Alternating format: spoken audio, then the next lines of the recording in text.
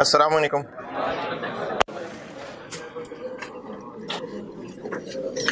दुरूद शरीफ पढ़ लें।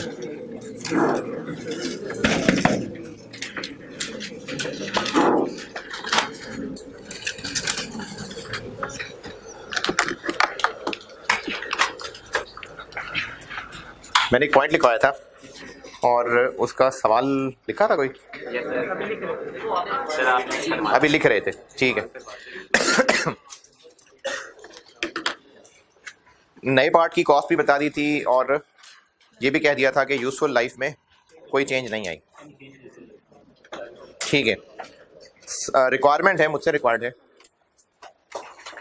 जर्नल एंट्रीज और एसओसीआई और एसओएफपी के extracts for the year ending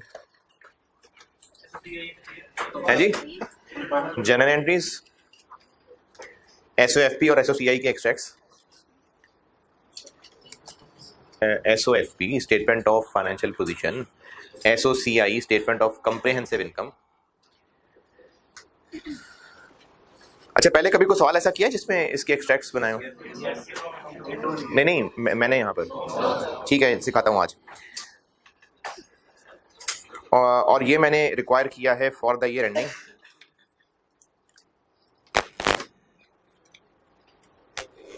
31 December 21।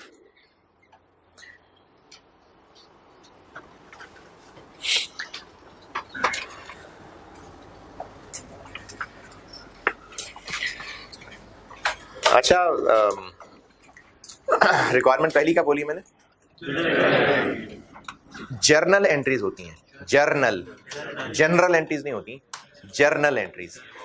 Journal, ledger, trial, तो जर्नल एंट्रीज होती हैं।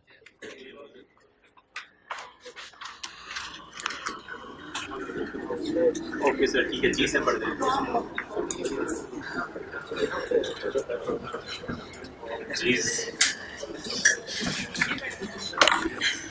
Journal entries, journal.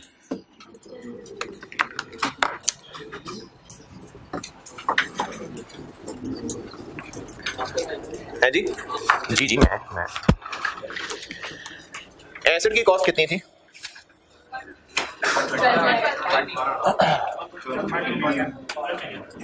इसकी कॉस्ट थी 12 लाख और लाइफ 10 साल। खरीदा कब था?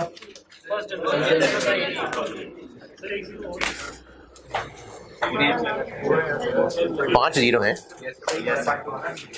12 मिलियन नहीं, मैंने 12 लाख, 1.2 मिलियन का होगा, 1.2 मिलियन। जी जी यही है, मैंने इतनी बड़ी फिगर्स बताता नहीं एफआर वर्ड में, 1.2 मिलियन का था मैंने। खरीदा कब था? 2018। 18 गुजर गया और 19 गुजर गया, 2 साल गुजर गए। तो इन 2 साल गुजरने पे इसकी एक्यूमुलेटेड डेप्शन कितनी हो गई थी? लाइफ कितनी है? 10, यानी 1,20,000 इंटू 240। 31 दिसंबर 18 तक एसिड यहां पहुंचा हुआ था। अच्छा, मैंने किया क्यों है? देखिए, हमने चेंज कब की है पार्ट? 1 जनवरी 20, नहीं 3 साल गुजर गए थे, सॉरी 3 गुजर गए थे, 18, 19, 20। अच्छा, अब ये मैंने ये क्यों किया है? 1 जनवरी 21 पे चेंजेस करनी है। तो अब तक जितने भी सवाल पीछे कर रहे थे जिनमें हम कुछ चेंज कर रहे होते थे, तो पहले उस डेट तक तो पहुंचते थे ना। तो इसलिए मैं पहले 31 दिसंबर 9 पे आके खड़ा हो गया कि 1 जनवरी 20 पे 31 दिसंबर 20 पे आ गया हूं, क्योंकि हमने 1 जनवरी 21 में आगे इसमें चेंजेस करनी है। तो पहले मैं 31 दिसंबर 20 पे पहुंचा हूं। ये कॉस्ट है और ये एक्यूमुलेटेड है, इसमें कोई एतराज परेशानी। अब 1 जनवरी 21 पे होने क्या लगा है? पुराने पार्ट्स इसमें से निकल रहे हैं, नए पार्ट्स ऐड हो रहे हैं। तो जब पुराने पार्ट्स निकलेंगे तो उनको डी रिकॉग्नाइज करेंगे, और डी रिकॉग्नाइज करने का मतलब है कि उनको इस कॉस्ट में से निकालेंगे, और वो चूंकि इस कॉस्ट का हिस्सा था तो फिर उसका कुछ टुकड़ा डेप्रिसिएशन में भी तो था ना। तो उसको अगर कॉस्ट से निकालेंगे तो उसकी एक्यूमुलेटेड डेप्शन से भी निकालेंगे। कॉस्ट में से कितना निकालें? 140। तो फिर यहां से भी निकालना पड़ेगा। ये कैसे निकालें? देखिए, जैसे 12 लाख 10 पे डिवाइड हुआ था, तो ये भी उसके अंदर शामिल था, ये भी 10 पे डिवाइड हुआ था। अगर ये 3 साल गुजार चुका है तो फिर ये भी 3 साल। देखें ये कोई अलग अलग टुकड़े नहीं थे जिनको डेप्रिशिएट कर रहे थे, डेप्रिशिएट तो पूरा 12 लाख हो रहा था। तो जो सलूक इस 12 लाख के साथ हो रहा था, इसी में छुपे एक 40 के साथ भी यही सलूक हो रहा था। तो इसको कितने साल डेप्रिशिएट होकर दिया होगा? 3। और वो भी कैसे किया होगा कि 14,000 14,000 ना, डिवाइड बाय क्या मैंने 14 कर लिया, 40। तो ये जो पुराना पार्ट था ये बुक्स में से निकालेंगे, इसको डी रिकॉग्नाइज करेंगे तो उसकी कॉस्ट भी खत्म करेंगे और एक्यूमुलेटेड भी खत्म करेंगे। और जिस तरीके से ये टोटल अमाउंट डेप्रिशिएट हुई थी ये उसके अंदर ही छुपा हुआ था। जो फार्मूला उस पर लग रहा था तो इफेक्टिवली वो फार्मूला इस पर भी लग रहा था। तो इसलिए इसी तरीके से इस पोर्शन की एक्यूमुलेटेड निकाल ली जी।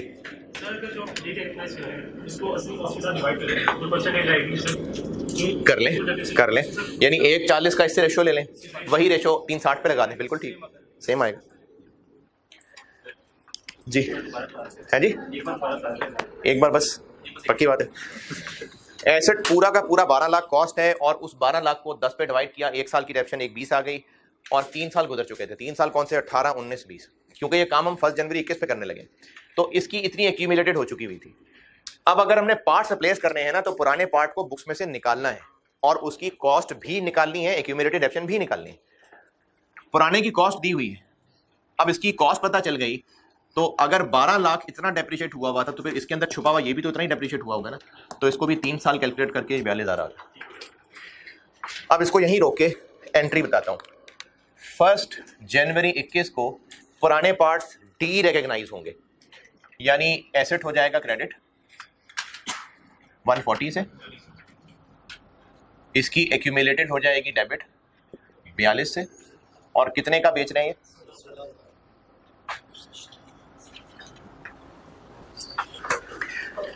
पार्ट्स की डी रिकॉग्निशन भी वही डिस्पोजल ही है और बाकी जो है वो लॉस हो जाएगा।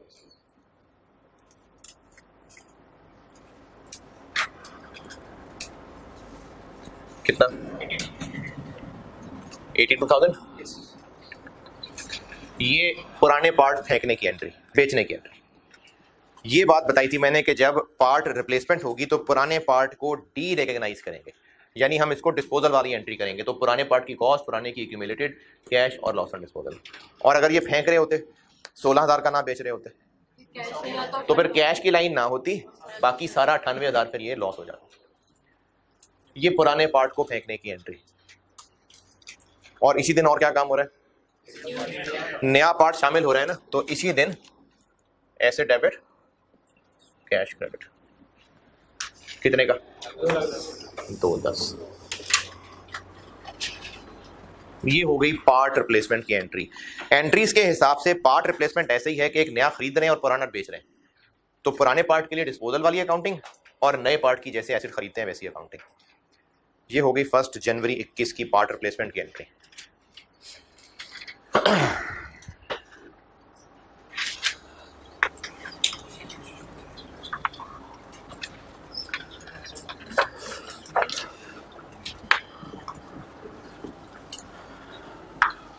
हाँ जी, समझ आई? चलें इसको नोट कर लें, फिर 31 दिसंबर की डेप्शन करते हैं कैलकुलेट। क्या जी? किसमें? जी जी, ये मैं एंट्रीज कर रहा हूँ। ये मैं सोल्यूशन शुरू कर दिया, ये उसी की वर्किंग की हुई है, मैंने इसको पूरा नहीं किया अभी। ये मैंने एंट्रीज शुरू कर दिया।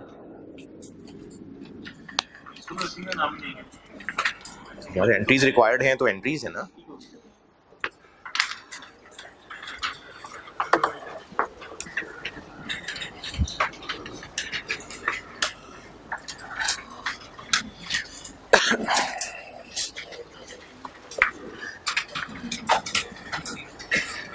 अच्छा, इस वर्किंग को बेशक अभी नोट ना करें, अगर नहीं किया तो इसको बेशक अभी नोट ना करें। एक सवाल की अच्छी प्रेजेंटेशन ये होती है कि अगर आपसे रिक्वायर किया है, जो कि ज़्यादा चांसेस ऐसे ही हैं कि या तो डबल एंट्रीज मांगी होंगी या एसओसीआई एसओएफपी एक्सट्रैक्ट्स मांगे होंगे या एसओसीआई एसओएफपी के एक्सट्रैक्ट्स मांगे होंगे, या हम आगे चल के नोट्स एक चीज़ पढ़ेंगे। जो सवाल की रिक्वायरमेंट है ना, अच्छी तमीज़दार प्रेजेंटेशन ये है कि जो पूछा है वहां से आंसर शुरू हो। जैसे एंट्रीज पूछी है, सोल्यूशन स्टार्ट हो एंट्रीज से, extracts of SOCI, extracts of SOFP से। अब इनके लिए जो वैल्यूज चाहिए वो फिर बाद में वर्किंग्स की हेडिंग डाल के उसके अंदर वो सारी कैलकुलेशंस आनी हो। ये एक अच्छी प्रेजेंटेशन है सवाल की। तो मैंने इसमें चूंकि पूछी थी entries, income statement, balance sheet के एक्सट्रैक्ट्स, यहां से सोल्यूशन शुरू हुआ, वो आगे जो गंद है वो सारा वर्किंग के अंदर, तो यहां से सोल्यूशन स्टार्ट हुआ। इन दोनों एंट्रीज पे कोई मसला? पार्ट रिप्लेसमेंट ऐसे ही है जैसे पुराने पार्ट को बेचना, कोई एसेट जैसे बेचते हैं एंट्री, और नया पार्ट जैसे खरीदने की एंट्री होगी। क्या जी? नरेशन लिख देनी चाहिए, वैसे अच्छा होता है नरेशन लिखनी चाहिए। ओल्ड पार्ट डिस्पोज्ड और न्यू पार्ट इंस्टॉल्ड। अच्छा, अब इतना अरसा हो गया डेप्रिसिएशन करते करते, आप जीते हो गए डेप्रिसिएशन कैलकुलेट करने के। इस वक्त इस डेटा से खुद ही हिसाब किताब लगाएं और जरा बताएं डेप्रिसिएशन फॉर द ईयर कितनी होगी।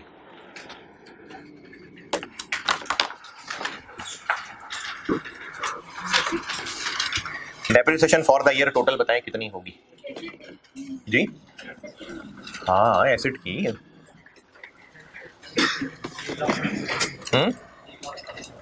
अच्छा,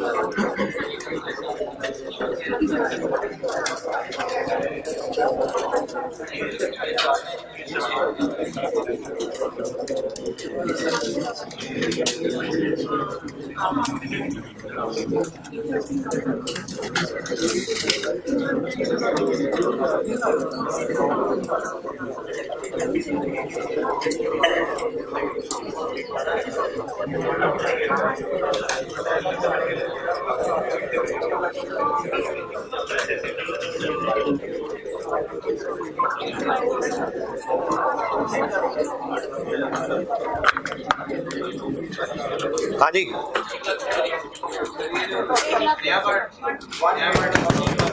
हाँ जी, यही तो आपने सोचना है। यही तो आप इतने काबिल हो गए डेप्रिसिएशन करते करते, इसलिए तो मैंने आप लोगों पे छोड़ा था। 1,30,000, 127, 124, 124, 127, 130, 131, 181 और हिस्सा डालेंगे आरे खाने में। और क्या है? कितना? पहले तो आपने और बताया। हाँ जी, बस अब एम ही मार रहे हैं। Depreciation for the year calculate करता हूं, दो तरीकों से सिखाता हूं, दोनों से आंसर सही आ जाएगा। दोनों तरीकों से बताता हूं। एक तो जो पहले तरीका कैपेक्स वाला सीखा है, ये कैपेक्स ही हो रहा है ना, तो उसमें क्या है कि उस पॉइंट से आगे नई डेप्रिसिएशन, तो चूंकि वो इस साल के शुरू में ही हो गया तो ठीक है, इस साल के शुरू ही की बात कर लेते हैं। जो एसेट 12 लाख था, इसमें से ये गया और ये नया कैपेक्स आके ऐड हो गया, कितना बना? 1270। चूंकि अब एक पॉइंट ऑफ टाइम से आगे इस 2-10 ने डेप्रिशिएट होना है, तो फिर से डिवाइडेड बाय 10 नहीं हो सकता। अब रह गए कितने बाकी? 7 साल। लेकिन इसको नहीं 7 पे बांटना, क्योंकि ये तो अपनी जिंदगी थोड़ी सी गुजार चुका हुआ है, तो उसकी एक्यूमुलेटेड माइनस कर लेते हैं पहले। 360 माइनस 42 कितनी? 318 नहीं, कितना बचा? 181। This minus this 952।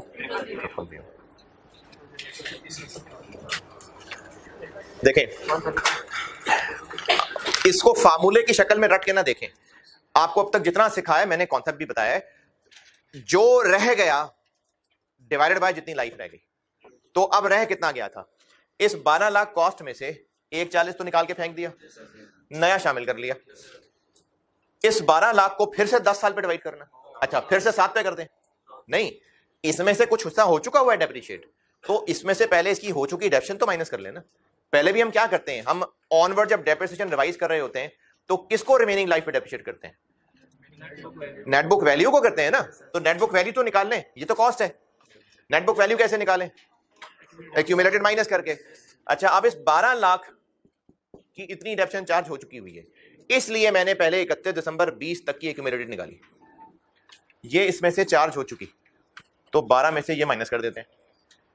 जाग रहे हैं? लेकिन ये 12 लाख की जरूरत थी, अब हमने उसमें से एक पार्ट तोड़ के निकाल दिया हुआ है, तो उसकी फिर एक्यूमुलेटेड भी निकाल दी हुई है।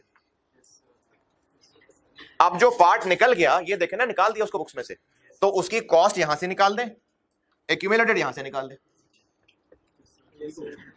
अब अगर 2-10 को छोड़ दें तो ये बाकी क्या चीज बच गई होगी? एसेट के पार्ट्स निकालने के बाद जो बाकी बचा उसकी बुक वैल्यू, और इसमें साथ शामिल कर दिया 2-10 को। तो अब डेप्रिशिएट होने के लिए कितनी अमाउंट रह गई है? 952। और इसके पास कितनी जिंदगी बची है? 7 साल। 952 डिवाइडेड बाय 7 कितना? 136।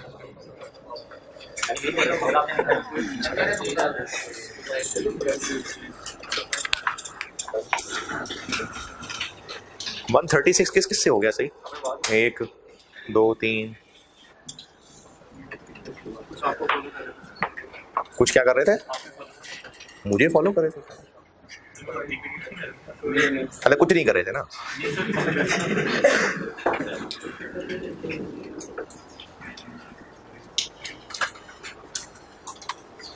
अच्छा, अब आप जरा ना अपने गिरबानों में जाके, क्या वाकई आप समझते हैं कि ये 10 लेक्चर जो हमने डेप्शन पे लगा दिए हैं, क्या ये कोई इम्पॉसिबल चीज है? तो फिर ये नो सर वाले पर गलती किया सबने। अपनी गलतियां भी देखें ना, कहां पर क्या गलती हुई है। अब तक जितनी डेप्रिसिएशन हम रिवाइज कर रहे हैं, कॉन्सेप्चुअली यही तो कर रहे हैं, चाहे वो कैपेक्स है, चाहे वो एस्टीमेट चेंज है, कि जो बचा रह गया है वो रिमेनिंग लाइफ पे। तो यही निकाला है कि बचा रह कितना गया था।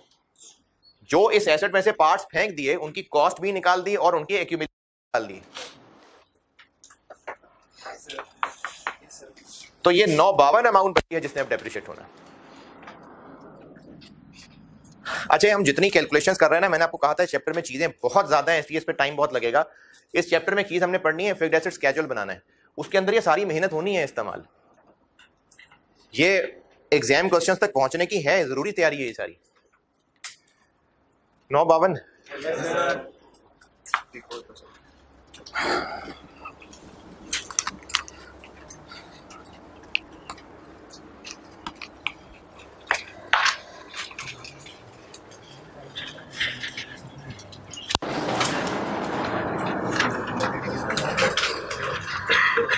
एक और तरीका देखें,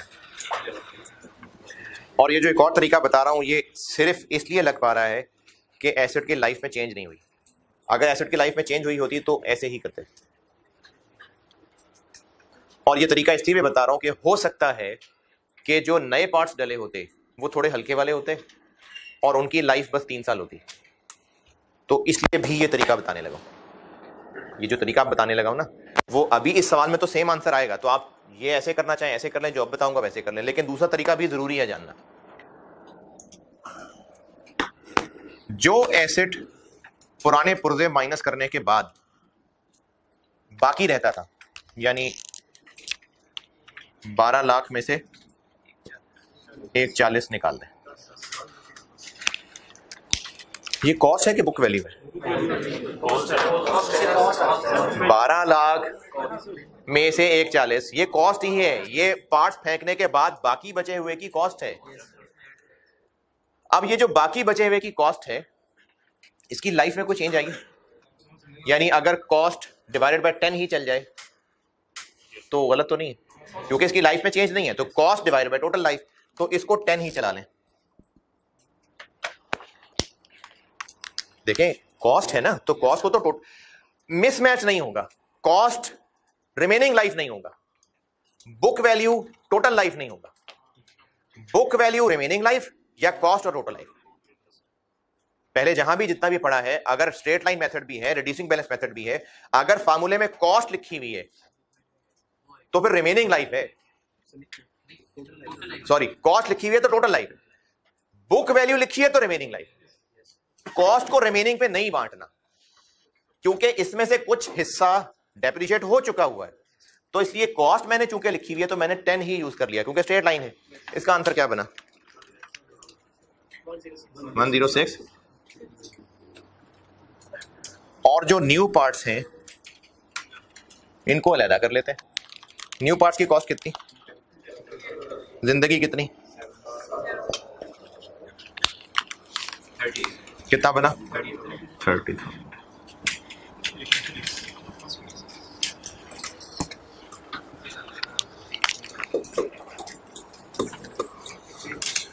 ये है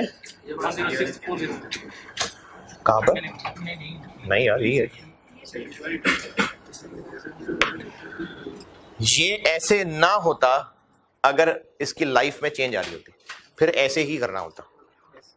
ऐसे क्यों चल गया 2 टुकड़े अलग अलग? क्योंकि इसकी लाइफ चेंज नहीं आ गई, लाइफ पे फर्क नहीं पड़ा, इसलिए ऐसे भी सवाल हो गया।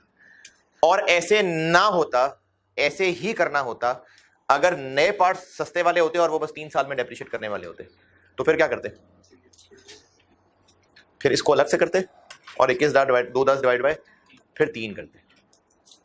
दोबारा सुने, इसमें मैंने साथ ये मिला लिया। अब इन दोनों को साथ इसलिए मिला लिया, 7 सवारियां इसलिए बैठ गई क्योंकि इन दोनों ने मिलके रिमेनिंग 7 साल ही चलना है। मैंने इसको साथ मिला लिया ना, और फिर 7 पे डिवाइड कर दिया, क्योंकि रिमेनिंग दोनों के लिए 7 ही है। तो ऐसे सवाल सॉल्व हो गया। ऐसे इसलिए कर सका क्योंकि जो पुरानी कॉस्ट चल रही थी, लाइफ तो वही रही है, तो उसको हम 10 से डिवाइड भी कर सकते हैं और नए को रिमेनिंग पे कर सकते हैं। अब मैं कह रहा हूं कि हो सकता है सवाल में ऐसा होता कि ओवरऑल एसिड की लाइफ में फर्क ना पड़ा होता, लेकिन इस बार जो नए पार्ट्स डाले होते, थोड़े हल्के वाले होते, वो 3 साल वाले होते, फिर 3 साल बाद दोबारा नए डालने पड़ेंगे। तो अब हम डेप्रिसिएशन कैसे कैलकुलेट करते? ये ऐसे ही रहता और इसको फिर डिवाइडेड बाय 3। अब चूंकि दोनों अलग अलग लाइफ वाले होते तो फिर ऐसे ना कर पाते, फिर ऐसे नहीं कर सकते थे। क्यों है? क्या हो गया? नहीं समझ आई? अच्छा पहले जो भी लिखा है समझ आ गया? पक्की बात है? चले पहले भी तो लंबी लंबी सांसें लेना ताकि ये जरा हजम हो जाए। पहले इसी को पूरा कंप्लीट कर लेते हैं, फिर अगर वाली बात करते हैं। जी हो सकती है, फिर भी वो वैसे ही करते। यानी अगर ये जो भी होती उससे डिवाइड करते, हो सकता है 8 होती, 9 होती, फिर 9 से करते, फिर ऐसे नहीं कर सकते थे। हाँ वो तो बात ठीक है कि पार्ट्स मशीन के बगैर नहीं चल सकते, लेकिन इन पार्ट्स की लाइफ अलग इसलिए होती क्योंकि हम चाहते हैं कि इसमें से कुछ ना कुछ बुक वैल्यू ज्यादा बच जाए, क्योंकि वो अपनी वर्थ रखता होगा, ऐसा हो सकता है। इस एंट्री की अमाउंट बन गई 136। अच्छा, मैं जो भी अगर वाली बात कर रहा था उसको अगर को मैंने भी ड्रॉप कर दिया। मैंने कहा पहले आप इस मगर को तो पक्का करें ना। 136 में अभी भी कोई परेशानी है तो बताएं।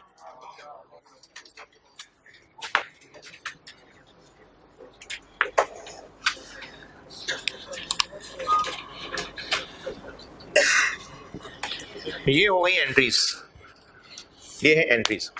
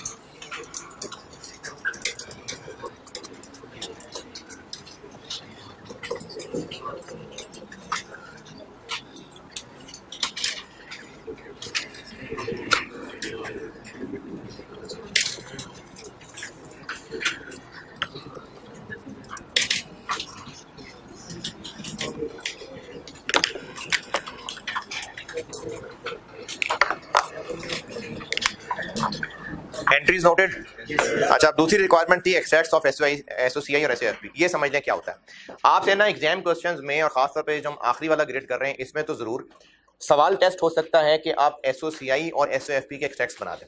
अब ये क्या होते हैं? पूरी एसओसीआई तो बचपन में कहीं बनाई है, सेल्स रिटर्न भी, कॉस्ट ऑफ सेल्स। आपने चूंकि इंट्रो में सोल्ड ट्रेडर पढ़ा होगा तो फिर उसमें opening stock, purchases, closing stock, फिर ग्रॉस प्रॉफिट आता है, फिर इसमें अदर इनकम ऐड हो जाती है, फिर इसमें से एक्सपेंसेस लेस हो जाते हैं और उनकी लिस्ट बन जाती है, फिर एंड पे नेट प्रॉफिट आ जाता है। पढ़ा भाई ये? चलिए, शुक्र। इसी तरह से एसओएफपी में बैलेंस शीट, एसओएफपी एक एसेट साइड होती है और एक इक्विटी लायबिलिटी साइड होती है। वो जो एसेट साइड होती है उसमें non current assets, current assets, और फिर एक साइड पे इक्विटी होती है, non current liabilities, current liabilities. जरूरी नहीं है कि दो साइड्स पे हो, ये ऐसे भी हो सकता है। एसेट्स का एक टोटल हो गया और इस साइड का टोटल हो गया और ये दोनों बराबर होता है।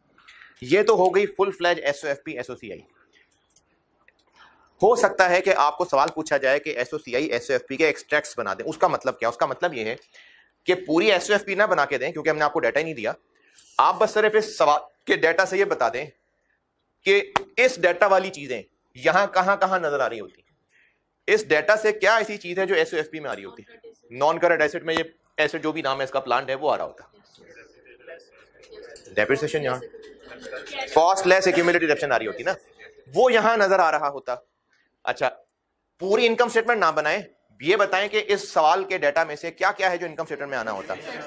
यहां पर कहीं डेप्रिसिएशन आ रही होती, लॉस ऑन डिस्पोजल आ रहा होता, अदर इनकम में प्रॉफिट ऑन डिस्पोजल आ रहा होता। ये चीजें यहां आ रही होती। चूंकि फाइनल अकाउंट का सवाल नहीं है, इसलिए पूरी इनकम स्टेटमेंट बैलेंस शीट बनाने की बजाय वो कह रहे हैं कि आप सिर्फ उसका वो पोर्शन दिखा दें, एक्सट्रैक्ट्स, जो इस सवाल से रिलेटेड नजर आता। तो उसका तरीका यह है कि हम हेडिंग दे देंगे,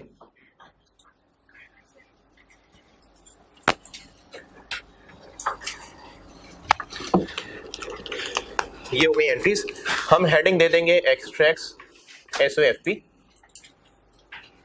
और इस सवाल में से जो जो कुछ यहां आने वाला बनता है वो यहां लिस्ट डाउन कर देंगे। कोई टोटल नहीं, बस लिस्ट डाउन। हाँ, ये जरूर तमीज करेंगे कि यहां पर हमने जो बताना है वो नॉन करंट एसेट्स में बताना है कि करंट एसेट्स में, ये जरूर बता देंगे। यानी नॉन करंट एसेट्स या करंट एसेट्स की हेडिंग जरूर डालेंगे। तो यहां से क्या है जो यहां पर आना है? एसेट है, नेट बुक वैल्यू भी प्रेजेंट हो सकती है और आप उसको ऐसे भी लिख सकते हैं कि एसेट अलहदा और उसकी एक्यूमुलेटेड अलहदा। लेकिन ज्यादा अच्छी प्रेजेंटेशन ये होती है कि नेट बुक वैल्यू ही सामने आए बस, बैलेंस शीट के फेस पे ये नहीं आ रहा होता, बैलेंस शीट के फेस पे ना ये नहीं आ रहा होता। बैलेंस शीट के फेस पे हम लिखेंगे एसेट और सामने उसकी बुक वैल्यू। अब बुक वैल्यू स्टूडेंट कैसे निकाले, वो वर्किंग में कर रहा होगा। अब इस सवाल में चूंकि थी ही सिर्फ एक चीज, तो हमारे आंसर में आएगा एक्सट्रैक्ट्स ऑफ एसओएफपी, बस। कोई टोटल, कोई लायबिलिटीज नहीं, कोई कुछ नहीं। हाँ, अगर इस सवाल में कोई और चीजें भी होती, जैसे मल्टीपल स्टैंडर्ड्स हम लोग पढ़ेंगे तो उसमें 3-4 चीजें आ रही हुआ करेंगी, तो वो फिर यहां पर हम लिस्ट डाउन कर दिया करेंगे, वो जैसे जैसे प्रैक्टिस में चीजें आती जाएंगी। ये मतलब होता है एक्सट्रैक्ट्स ऑफ एसओएफपी का सवाल। क्या आप हेडिंग दे दें और देखें इस सवाल में क्या आइटम्स हैं जो बैलेंस शीट के आइटम्स हैं, बस वो आइटम्स लिख दें और उनकी वो वैल्यू लिख दें जो बैलेंस शीट में आती। इसी तरह से एक्सट्रैक्ट्स ऑफ एसओसीआई पूछा है। अच्छा, टोटल्स क्यों नहीं करूंगा मैं, पूरा डाटा ही नहीं है, बस सिर्फ वो नाम लिख देंगे और आगे उनकी वैल्यू जो बैलेंस शीट में इस रेलिवेंट सवाल से आ रही होती। इसी तरह से एक्सट्रैक्ट्स एसओसीआई। अब यहां पर भी आपको सवाल में कुछ सेल्स वगैरह थोड़ी दी है, तो हम सिर्फ क्या करेंगे कि एक्सट्रैक्ट्स एसओसीआई की हेडिंग देके जो जो कुछ भी एक्सपेंस इनकम इस सवाल से नजर आ रहा है वो सिंपली यहां लिस्ट डाउन कर देंगे। जैसे हमें इस सवाल में 2 चीजें नजर आ रही हैं, एक डेप्रिसिएशन और एक लॉस ऑन, ये हमारे एक्सट्रैक्ट्स ऑफ एसओसीआई बन गए।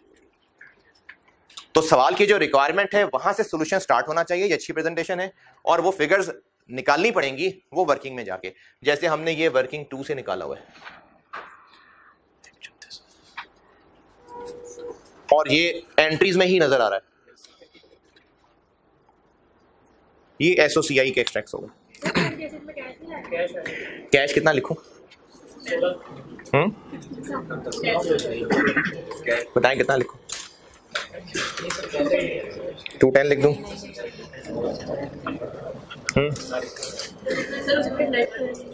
देखें कितना बनता है cash.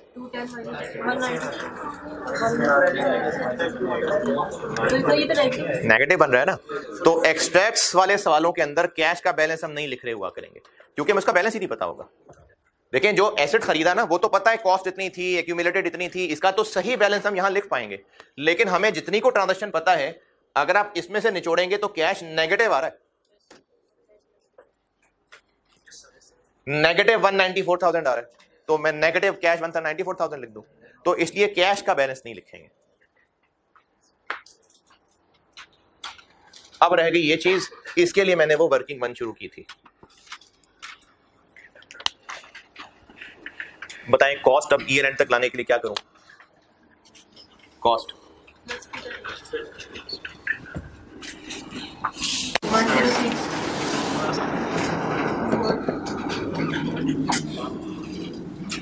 This minus this plus this.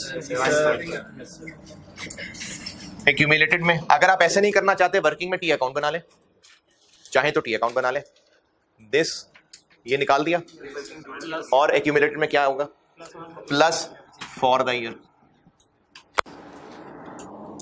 For the year definition नहीं करनी है ना यार। ये फिगर कैसे निकाल, ये कौन सी फिगर लिखनी है मैंने, नेट बुक वैल्यू कब की, ईयर एंड की ना, तो उसके लिए हमें कॉस्ट माइनस एक्यूमुलेटेड करनी है। कब की कॉस्ट, कब की एक्यूमुलेटेड, ईयर एंड की, तो ये मैंने ईयर एंड की कॉस्ट बना दी। अब ईयर एंड की एक्यूमुलेटेड तक कैसे पहुंचूं, फॉर द ईयर करूं ना इसमें ऐड, ये कर दी, कितनी 454 बुक वैल्यू,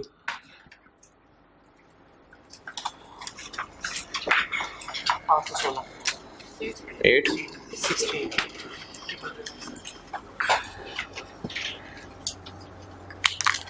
ये है जी ऑफिशियली सॉल्यूशन।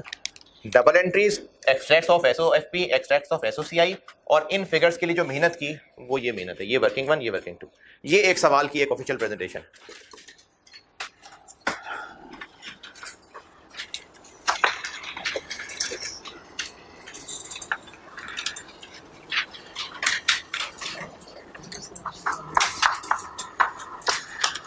अब इस पूरा सवाल आपके सामने मौजूद है। अब पूछें जिस चीज में भी जरा सी भी कंफ्यूजन है जी, सारा रिकैप दोबारा देते हैं। हाँ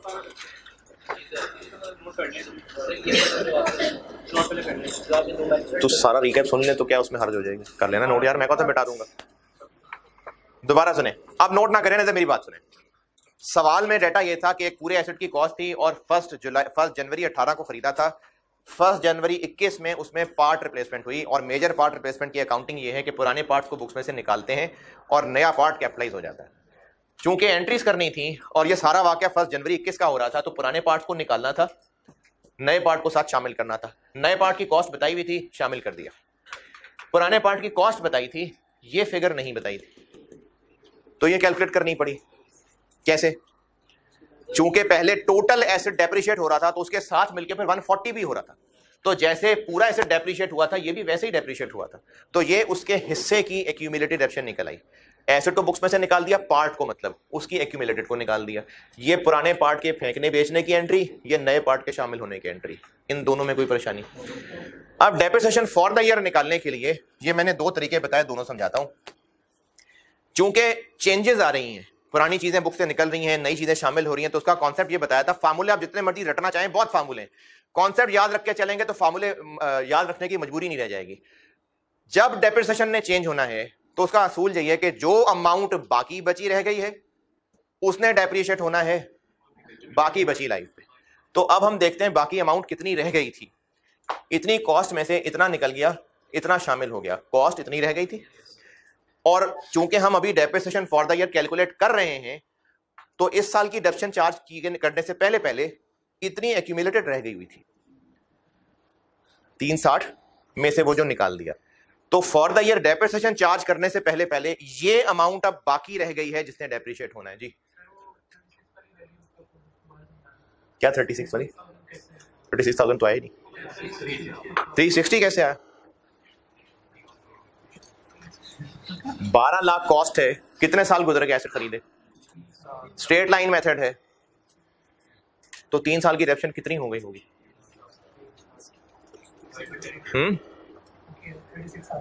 36 नहीं आया ना भाई, 12 लाख कॉस्ट है, एक्यूमुलेटेड डेप्रिसिएशन बताओ कैसे निकलेगी 3 साल की?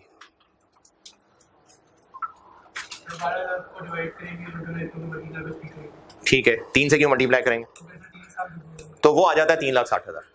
अब ये उस पूरे एसेट की कॉस्ट और अब तक की चार्ज हो चुकी डेप्रिसिएशन थी। चूंकि एक पार्ट बुक्स में से निकाल रहे थे, तो इसकी कॉस्ट भी बुक्स में से, देखो एक किसी को घर से निकाल रहे हैं, उसको भी निकालेंगे, अपना सामान भी लेके निकल शाबाश, तो वो खुद भी निकला, अपना सामान भी लेके निकला, तो इसको भी निकाल दिया कॉस्ट में से, और ये अपनी एक्यूमुलेटेड डेप्रिसिएशन भी लेके निकला यहां से। ये दोनों हिस्से हमने बुक्स में से निकाल लिए। अब जो बाकी रह गया था, इसमें से इतना माइनस करें तो कॉस्ट रह गई थी, इसमें से इतना माइनस करें तो एक्यूमुलेटेड रह गई थी, इसमें से ये माइनस करें कॉस्ट बच गई थी, ये माइनस करें एक्यूमुलेटेड बच गई थी। नए पार्ट को साथ शामिल कर दिया ताकि दोनों इकट्ठे मिलकर डेप्रिशिएट हो जाए, वो शामिल किया, ये 1270 बन गया। बुक वैल्यू ये रह गई, इसके लिए रिमेनिंग लाइफ, तो उसको 7 पे डिवाइड कर दिया।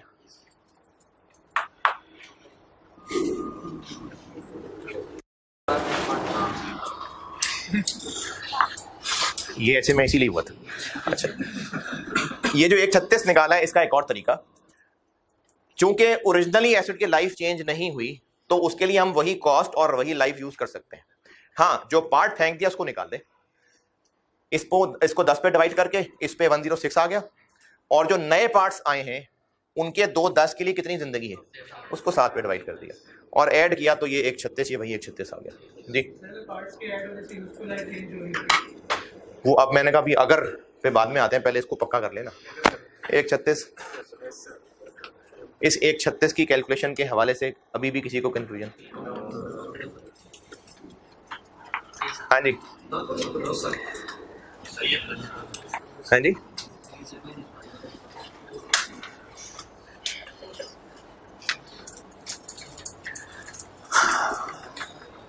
अच्छा, एक नसीहत और रिक्वेस्ट, ये जो इतनी सारी मेहनत इस चैप्टर पे लगा दी, इतना टाइम लगा दिया, क्योंकि पहला फुल चैप्टर है, आपका रिदम बन जाए, आप कि मेरे साथ फ्रीक्वेंसी मैच हो जाए। अगर आप अपना एफर्ट लेवल बढ़ाएंगे नहीं ना, आप वहीं पड़े रहेंगे, सर नहीं समझ आइए, खुद बता दें। अगर आप इस एटीट्यूड के साथ चलेंगे तो इससे आगे अभी बहुत मुश्किल चैप्टर मौजूद हैं। हाँ, इसको मुश्किल में फिर भी ज्यादा इसलिए कहूंगा क्योंकि इसमें चीजें बहुत ज्यादा है। बाकी स्टैंडर्ड्स में इतनी ज्यादा चीजें नहीं है जितनी I16 के अंदर है। इसमें बहुत ज्यादा चीजें, कोई 20-22 लेक्चर मेरे इस चैप्टर पे जाने, क्योंकि बहुत ज्यादा चीजें इस चैप्टर के अंदर, और इसी में की हुई मेहनत आगे बहुत तरह के सवालों में इस्तेमाल होनी है। आप अपना अगर एटीट्यूड ये नहीं रखेंगे कि आप अपनी एफर्ट बढ़ाएं, तो फिर बेटे आगे बहुत मुश्किल हो जाएगी। क्योंकि मुझे इस वक्त आपके ये जो आप कह रहे हैं जी ये रिपीट कर दें, ये रिपीट कर दें, मुझे उससे अंदाजा फील हो रहा है तजुर्बे की बुनियाद पे कि आप अपना एफर्ट लेवल नहीं बढ़ा रहे। आप आराम से बैठे हुए हैं, समझ आ गई तो ठीक है, नहीं समझ आई तो कोई बात नहीं, सर से कहेंगे दोबारा बता दें। इस एटीट्यूड के साथ ना बेटे फिर नहीं होना आगे पेपर पास। अभी आप चूंकि काफी सारे जवान वो हैं जिन्होंने कोई आईकेएफ के पेपर पास नहीं किए हुए भी, वो अब कैफ के पेपर पास कर रहे हैं। एएफसी तो चलो जो है सो है, मैं कैफ की बात कर रहा हूं। जब तक आपने पेपर पास आईकेएफ के नहीं किए होंगे ना, और उनके पास करने के लिए जो जरूरी चीजें चाहिए वो आपने नहीं फॉलो की होंगी, फेल नहीं किए होंगे, तब तक समझ नहीं आपको लगेगी। तो मैं आपको इसलिए बता रहा हूं कि आप इस एटीट्यूड के साथ बेटे आगे बहुत मुश्किल में आने वाले हैं। मैं समझा रहा हूं, आपको सारा कुछ बता रहा हूं, लेकिन मैं इस इतने ज्यादा रिपीट करने की उम्मीद नहीं कर रहा था, क्योंकि डेप्रिसिएशन हमें कैलकुलेट करते हुए 6-7 दिन हो गए डेप्रिसिएशन कैलकुलेट करते हुए, और इन 6-7 दिन के अंदर अगर आप यही नहीं पहुंच पा रहे कि 3,60,000 कैसे निकला है, वो भी स्ट्रेट लाइन मेथड से, जरा सिंसेरिटी के साथ ना अपना एनालिसिस जरूर करें। मतलब 6-7 दिन से हम डेप्रिसिएशन कैलकुलेट किए जा रहे हैं और मुझे ये समझाना पड़ रहा है कि 3,60,000 कैसे निकला। ये बात उस अकेले बच्चे की नहीं है, उसने तो पूछने की हिम्मत कर ली है और 15 ने पूछा भी नहीं होगा। ये आपके लिए कह रहा हूं, क्योंकि आप मुझे कहते रहेंगे रिपीट कर दूं, मैं रिपीट कर दिया करूंगा, लेकिन मुझे जो खराबी नजर आ रही है बेटे उसको ठीक करने की जरूरत है। ये फिक्र वाली बात है, ये बहुत सीरियस बात है, क्योंकि हम जहां तक पहुंच चुके हुए हैं ना, अगर आपको जो शुरू में जैसी कैलकुलेशंस आती थी, अगर 6-7 दिन की मेहनत के बाद मैं वहां से आगे ही नहीं बढ़ा पा रहा, तो फिर मैं और आगे कैसे लेके चलूंगा। अगर आप हाथ पांव छोड़ के बैठे हैं, बस ठीक है, आप हर दिन में जी रहे हैं, ये फिल्मों के डायलॉग में तो चलो बात हजम होगी, लेकिन अगर आप हर दिन के साथ जी रहे हैं कि आएंगे क्लास में, देखेंगे उस दिन क्या हो रहा है, क्लास में जो हो रहा होगा समझ आ जाएगा, बहुत अच्छी बात है, नहीं सर दोबारा बता दें, सर दोबारा बता देंगे, उसके बाद घर गए, दिन खत्म, बात खत्म, फिर मुंह उठा के अगले दिन दोबारा आ जाएंगे, फिर देखेंगे अच्छा अब आज क्या हो रहा है। अगर ऐसे रहेंगे बेटा तो फिर आप नहीं होने वाले, गारंटीड पास नहीं होने वाले आप। मुझे उस बच्चे को 15 दफा बताने में भी कोई फिक्र वाली बात नहीं है जो कंटिन्यूस एफर्ट कर रहा है, लेकिन वो जो एफर्ट छोड़ चुका होगा और वो बस आता होगा और देखता होगा अच्छा देखते हैं याददाश्त की बेस पे डेप्शन आती है कि नहीं आती है, तो वो जब दूसरी दफा भी पूछेगा तो मुझे अंदाजा हो जाएगा कि जो पूछ रहा है ये क्यों पूछ रहा है, क्योंकि घर जाके पढ़ते नहीं। घर जाके पढ़ा करें, और जब तक चैप्टर चल रहा हो उसके रोज के नोट्स आप जब अगर अब आप 17वीं क्लास में आए ना, चूंकि टॉपिक वही चल रहा है, तो पिछली 16 रिवाइज की हुई हो आपने। 18वीं क्लास में आए, पिछली 17 आपके पास रिवाइज हो। जब तक एक टॉपिक चल रहा है आप उस टॉपिक के आखिरी लेक्चर तक आते आते पिछले रोज रिवाइज करके आ रहे हो, वरना हम कुछ हासिल करने की बजाय पिछला जो हासिल किया था वो भी लूज हो रहा होगा। एक ना वो इस तरह की पहेलियां बनती थी बचपन में, आपने शायद कहीं सुनी हो कि कुएं में एक मेंढक है और वो जंप करता है तो 1 फुट ऊपर जाता है और 2 फुट स्लिप होकर नीचे आ जाता है, तो वो कितने दिन में जो है वो इतने फुट लंबा जो है वो कुआं है, तो कितने दिनों के अंदर वो क्रॉस करेगा। तो इस पहेल है अब नहीं कर लेगा। अब इसमें आप इस पहेली का आंसर तो चलो जो है सो है, लेकिन आपकी हालत इस वक्त ये हो रही है कि 1 फुट आगे जाते हैं, 2 फुट पीछे आ जाते हैं। अब ऑफिशियली क्लासेस में हम आगे बढ़ रहे हैं, ऑफिशियली क्लासेस आगे बढ़ रही हैं, लेकिन मुझे आपकी परफॉर्मेंस में ना बेटा मेहनत की कमी नजर आ रही है। वो जो घर जाके पढ़ना चाहिए, जो घर जाके इसको रिवाइज करके आना चाहिए, या तो कोई बहुत मुश्किल टॉपिक होता ना, वाकई बहुत मुश्किल होता। अच्छा अगर आप ये कहें सर इसका मतलब आप ऊंचे लेवल की बात कर रहे हैं, नहीं मैं आपके लेवल की बात कर रहा हूं भाई। अगर वाकई को बहुत मुश्किल चीज होती, जैसे मैं जब एक्सचेंज कहने पढ़ाऊंगा या जब रिड्यूसिंग बैलेंस मेथड के अंदर, अब मैंने आज एक्सचेंज सोच के आया था कि एक्सचेंज पढ़ा देना आपको मैंने आज, ये तो मुझे लगता था 15 मिनट में ये तो होके आगे बढ़ जाएंगे हम, घंटा हो गया इस चीज को। एक्सचेंज मैंने आज पढ़ाने का सोचा था कि एक्सचेंज तो आज खत्म हो ही जाएगा। जब मैं एक पूरे टी अकाउंट की डेप्रिसिएशन फॉर द ईयर निकालने पे आऊंगा रिड्यूसिंग बैलेंस मेथड में, तो आप तो उल्टियां करने वाले हो जाएंगे। तो मैं तो बेटे समझा के मेहनत करके अपनी तरफ से जोर लगा के मेरा काम तो हो रहा है, लेकिन अगर आप घर जाके नहीं पढ़ रहे हैं, अगर जब तक एक चैप्टर चल रहा है आप उसको कंटिन्यूसली नहीं रिवाइज कर रहे, तो आप इसमें 1 फुट आगे जाएंगे, 2 फुट पीछे जा रहे होंगे, और वो और नुकसानदेह इसलिए होना शुरू हो जाएगा क्योंकि आप जब ज्यादा चीजें पढ़ते जा रहे होंगे, पिछली भूलते जा रही होंगी, तो फिर हाथ पांव फूल जाएंगे, फिर आपको लगेगा नहीं ये तो हो रहा ही नहीं है मुझसे। तो रोज का रोज पढ़ के आया करें, जब तक चैप्टर चल रहा होता है उसको कंटिन्यूसली रिवाइज करते रहा करें। कैसे निकला है 3,60,000?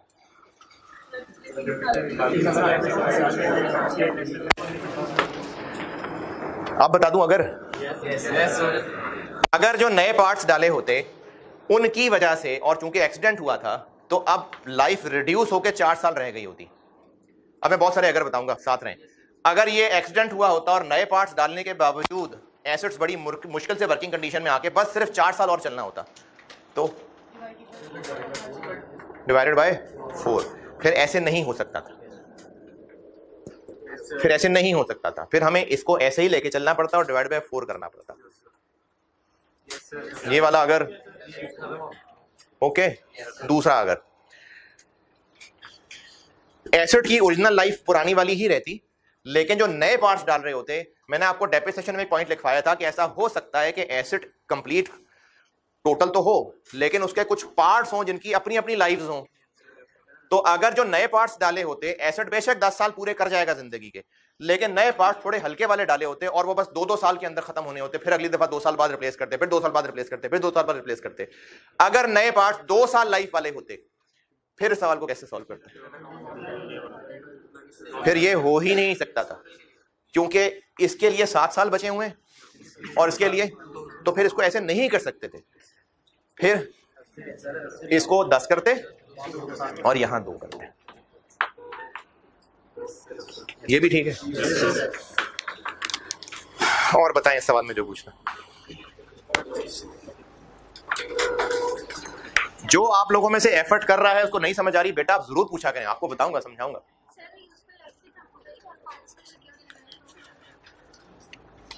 चले जी, एक अगर और आया, एक्सीडेंट की वजह से लाइफ वैसे ही कम हो गई और रिमेनिंग जो 7 रहती थी वो 6 रह गई। ओरिजिनल एसिड की 6 रह गई और पार्ट्स भी हल्के वाले हैं, 2 साल लाइफ वाले। फिर ये नहीं हो सकता। 6 लाइफ रह गई रिमेनिंग, लाइफ ओरिजिनली भी कम हो गई, तो फिर ये नहीं चलेगा। फिर देखें, मैंने कहा है कि अभी रिमेनिंग कितनी है? 7। अगर ये कहा है कि रिमेनिंग भी 6 रह गई होती क्योंकि एसिड डैमेज हुआ है और नए पार्ट्स भी 2 साल वाले होते, अब कैसे करते आप ही बता दें। ठीक है, शाबाश। हम इसको 210 के अलावा लेते, इसको 6 पे डिवाइड करते और 210 को 2 पे डिवाइड करते हैं।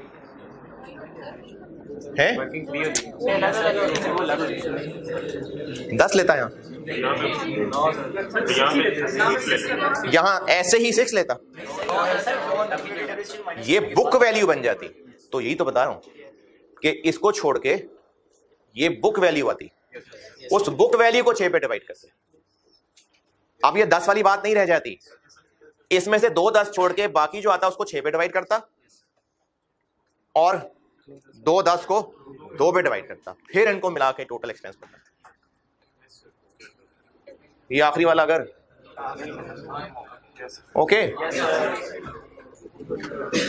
अच्छा, पार्ट प्लेसमेंट के बारे में एक पॉइंट तो अभी नहीं लिखते, एक सवाल लिखवाता हूं, उसके बाद उसी के फिर आप उर्दू में लिख लीजिएगा जो करना होगा।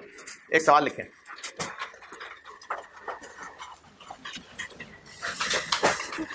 Same data as in previous question, same data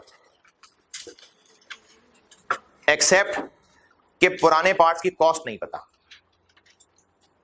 ये जो 140 बताई थी ना, ये नहीं पता। आप लिखें same data as used in previous question except now cost of old part is not known.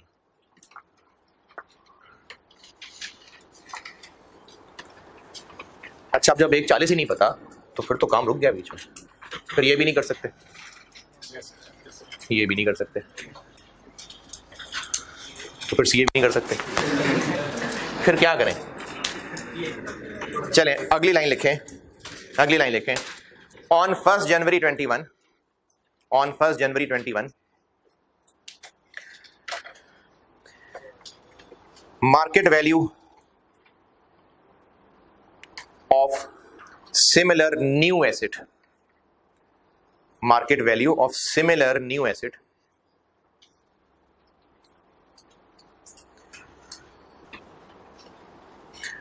Is 1.5 million, 15 lakh नहीं 14 लाख, सॉरी 14 लाख, 1.4 मिलियन। बस रिक्वायरमेंट वही है, बेशक सारी रिक्वायरमेंट दोबारा ना करें, सिर्फ हम ये निकाल लेते हैं कि ये कैसे ढूंढें। ठीक है, ये ढूंढ लेते हैं। जी बताएं क्या करना चाहिए। क्या मैं आपको ना जो फिगर्स बताई हैं वो रिपीट कर रहा हूं। ओरिजिनली पूरे एसेट की कॉस्ट 12 लाख थी, पूरे एसेट की, और इनके जो पार्ट्स फेंके हैं पता नहीं कितने के थे, और ये हो सकता है कि ना पता हो। गाड़ी खरीदेंगे तो ये थोड़ी पूछेंगे गाड़ी वाले से, बताओ उसमें इंजन के कितने पैसे लगा रहे हो, टायर के कितने पैसे लगा रहे हो, सीटों के कितने पैसे लगा रहे हो। तो एन मुमकिन है कि हमें पुराने पार्ट्स की कॉस्ट नहीं पता, लेकिन ये पता है कि 1 जनवरी 21 को जब हम न्यू पार्ट्स डलवा रहे थे तो वो 2.10 के डले, और उस वक्त एक पूरा एसेट जो मिला करता था वो 14 लाख का चल रहा था। अब इन फिगर्स पे गौर करें और ये बताएं कि इस 12 लाख वाले एसेट में ओल्ड पार्ट की कॉस्ट फिर क्या रही होगी। 14 लाख ही होगी।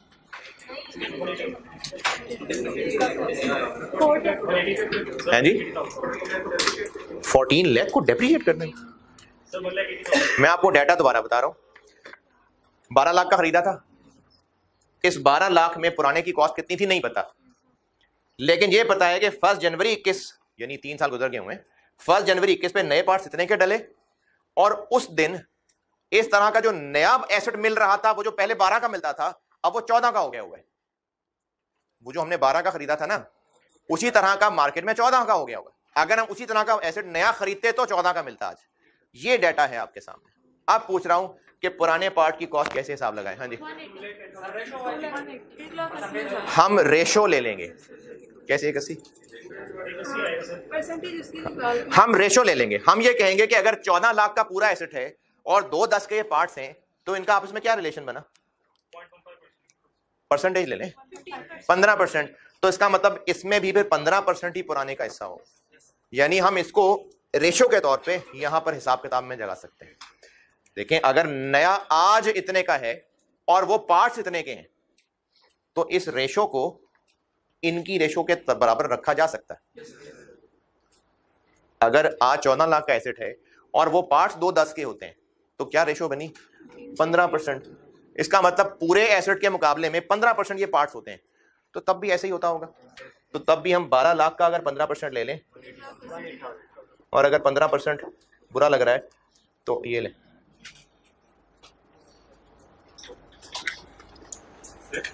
कितना आ जाएगा?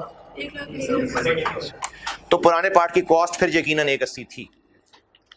तो ऐसा हो सकता है कि पुराने पार्ट की कॉस्ट ना पता हो, फिर हम नए पार्ट्स की और उस वक्त नए एसेट फुल की जो रेशो है उसको यूज कर लेंगे पुराने की कॉस्ट निकालने के लिए। ये बात समझे? चलें, इससे पहले कि आपके दिमाग से निकले, अपने ही आपको समझाने के लिए अपने अल्फाज में कुछ लिख लें जो कल आप पढ़े तो आपको पता हो क्या लिखा था। पहले जो समझ आया वो लिख लें।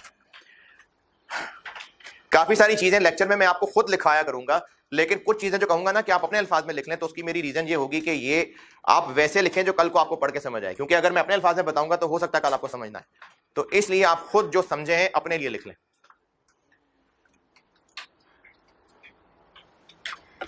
और अगर आपको लग रहा है कि नहीं बस समझ आ गई, लिखने की क्या जरूरत है, तो समझ जो आई है वो चली भी जाएगी, इसलिए लिख लें। ऐसे लिखें जब जनवरी में पढ़े तो आपको पता हो क्या लिखा था।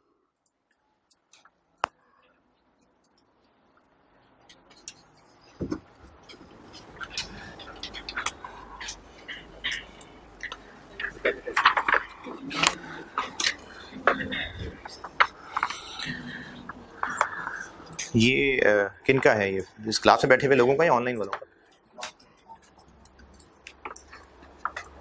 ये जो इतने सारे लोग हैं इनमें से सिर्फ 9 लोगों ने टेस्ट दिया था, पता नहीं था।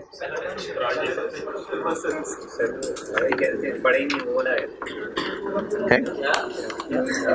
क्या नहीं पढ़ा यार? एसेट की कॉस्ट निकालनी थी, उसमें क्या नहीं पढ़ा था?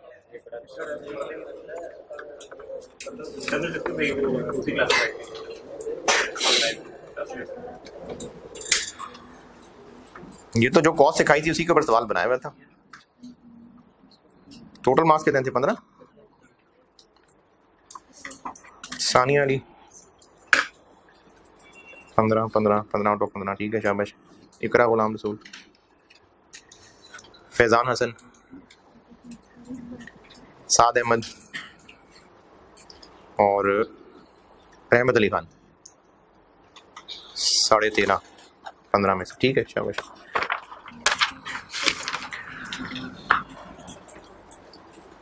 ये लिखने को कहा तुमने अल्फाज में। पूछें, क्या पूछ रहे थे आप?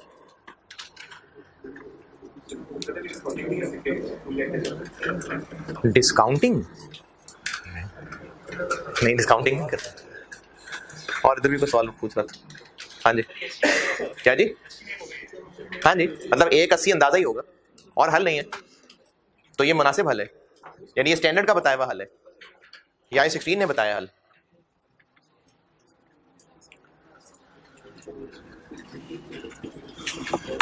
जी पहले किधर थे? है? नहीं समझ आया, सुना नहीं था। और भी जो लोग नहीं सुन रहे थे, मैं हाजिर हूं, मैं बताने लगा दोबारा। सारे सुन लिया था पहले?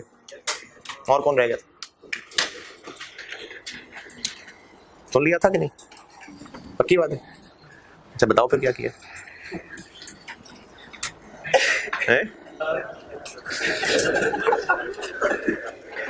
12 लाख का एसेट कॉस्ट, पुराने पार्ट की कॉस्ट नहीं बताई। अब हमें उसका अंदाजा तो लगाना है ना, क्योंकि ये अकाउंटिंग करनी है।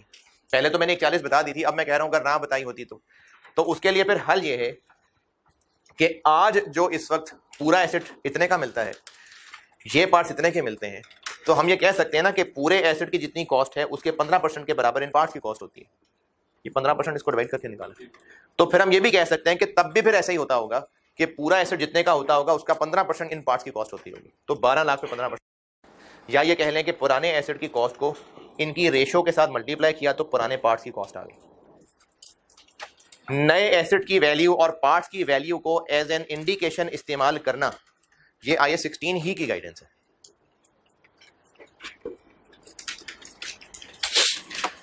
डिस्पोजल खत्म,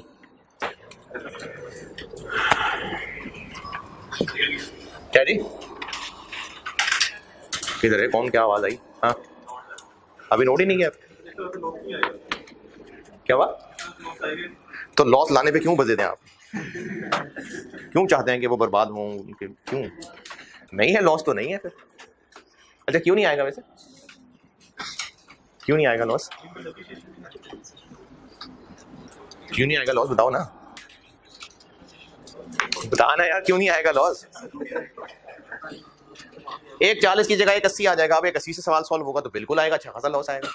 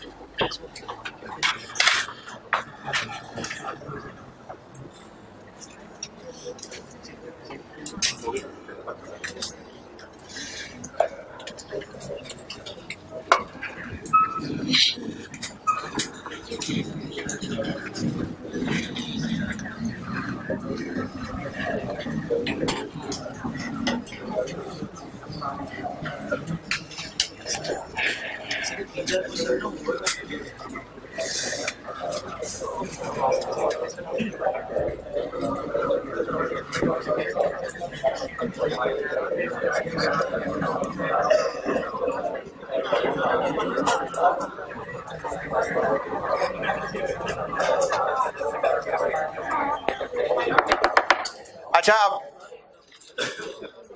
यही जो मैंने सब सवाल में चेंज की, यही आपकी मजीद प्रैक्टिस हो जाएगी। सेम रिक्वायरमेंट इसके लिए करके लाइएगा। अब वो जो सारा सवाल 140 से किया था, अब वो 180 के हिसाब से सारा होगा, तो फिर से प्रैक्टिस हो जाएगी, तो सारा सवाल आपके हाथ से गुजर जाएगा। डिस्पोजल डी रिकग्निशन खत्म।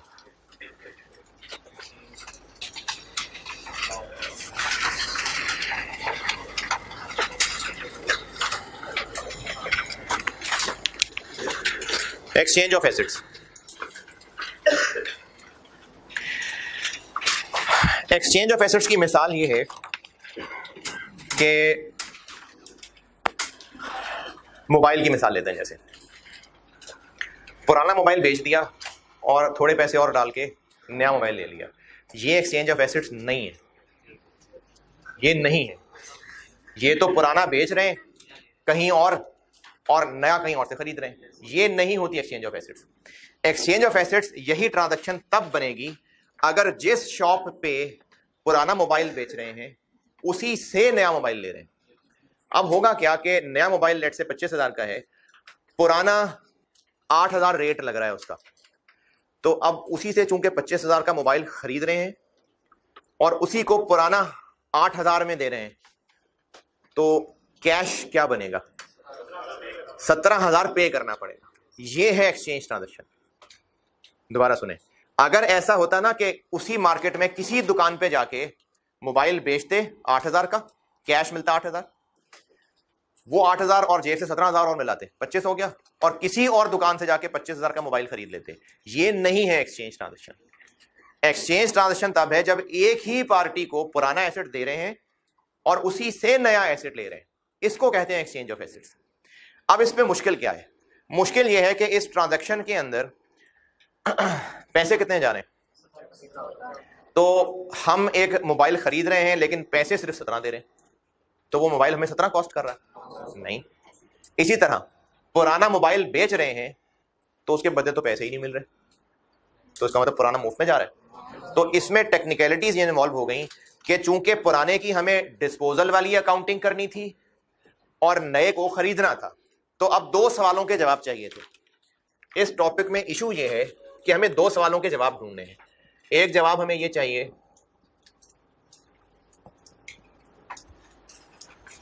कि हमें नया कितने का पड़ा, 17,000 का, और दूसरा जवाब ये चाहिए कि पुराने की सेल वैल्यू क्या लगी। ये इश्यूज इन्वॉल्व हैं इसमें।